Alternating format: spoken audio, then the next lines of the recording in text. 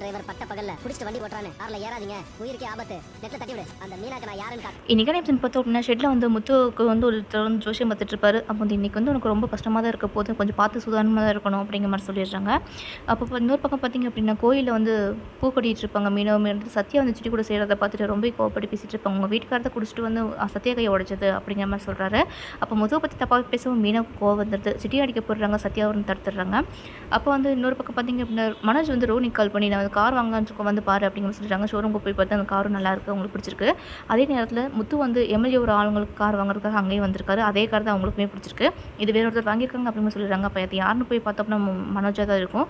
இது வந்து வெட்டி பையன் தான், தொழிலதிபெல்லாம் கிடையாது அப்படிங்கிற மாதிரி முத்துவுமே சொல்லிட்டுருக்காரு. அவங்களுக்கு பார்க்க வந்த கார் எம்எல்ஏக்கும் பார்த்து பேசி முடிச்சிடுறாங்க. அப்போ பாரில் பார்த்தா முத்து குடிச்சிட்ருப்பார். இதை வந்து சிட்டியை வீடியோ எடுத்து போட்டுடுறாங்க.